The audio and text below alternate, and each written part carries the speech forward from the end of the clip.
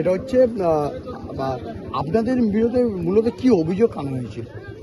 আমাদের অভিযোগ ছিল যে ও রান্নার কাজে টাকা পায়নি বলে এটা অভিযোগ ছিল, কিন্তু আমরা কেউ বাড়িতে ছিলাম না। আমরা ডাক্তারের কাছে যাই মেয়েকে নিয়ে, আমার শাশুড়ি একা বাড়িতে ছিল। শাশুড়িকে ডেকে নিয়ে যায় মাম্পি দাস, পিয়ালি দাস, ও ডেকে নিয়ে যায় যে একটু থানায় যেতে হবে সবাই মিলে। ওখানে মহিলা কমিশন এসছে দিল্লির থেকে, বলতে উনি যায় গিয়ে ওখানে গিয়ে দেখে থানার মধ্যে ঢুকিয়ে দিল, দিয়ে উনি আর বেরোতে পারছে না, গেট ফেলে দিয়েছে। এবার দেওয়ার পরে ওনাকে বলছে তোমার অভিযোগ কি? উনি অভিযোগ করলো যে আমি রান্না করে টাকা পাইনি, তুমি কয়েকদিন রান্না করেছি টাকা দেয়নি, আমার এই অভিযোগ। তো বলছে ঠিক আছে, খাতা কাগজ দিয়েছে ওদের সই করুন। তো সই করেছে, সই করার পরে বলছে ঠিক আছে তুমি চলে যাও। এবার তারপরে যে কেস টেস হয়েছে আমরা যাই না। তারপরে আমি বাড়ি এসে শুনলাম যে পিয়ালিকে আমি ফোন করে বললাম যে তুমি নাকি এরকম সাদা কাগজে কি সই টই করে নিয়েছে, তা কি ব্যাপার?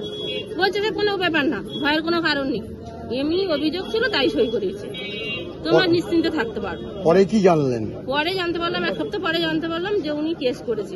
আপনি আপনার বিরুদ্ধে করেছেন? কি অভিযোগটা, কি অভিযোগ ছিল?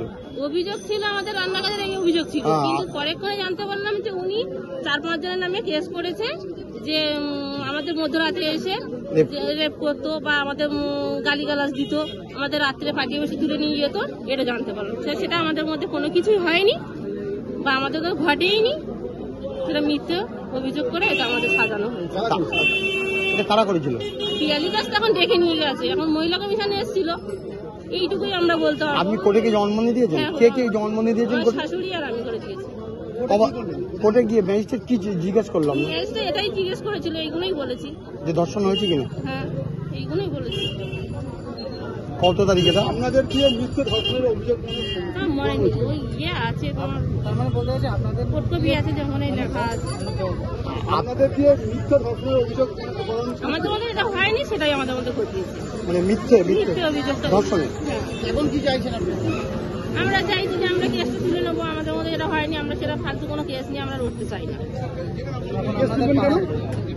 হ্যাঁ, তুলে নেবো, যেটা আমাদের মধ্যে হয়নি আমরা সেই কেসটা নিয়ে, মিথ্যে কেস নিয়ে লড়বো কি করে? আমাদের সক্ষম নেই আমাদের লড়ার মতো, আমরা খেটে খাই। আপনাদের পাড়াতেও তো বসবাসে অসুবিধা হচ্ছে, বসবাসে তো অসুবিধা হচ্ছে, আমাদের সাথে এক ঘরের মতন হয়ে গেছে, কেউ কথা বলে না। এক ঘরের মতো হয়ে গেছে? হ্যাঁ, কেউ কথা বলে না, আমাদের সাথে চলে না।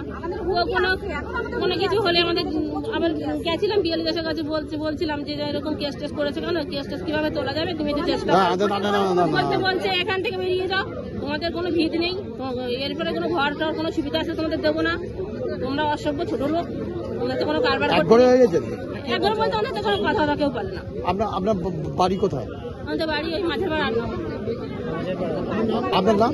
আমার নাম মিতা মাইতি।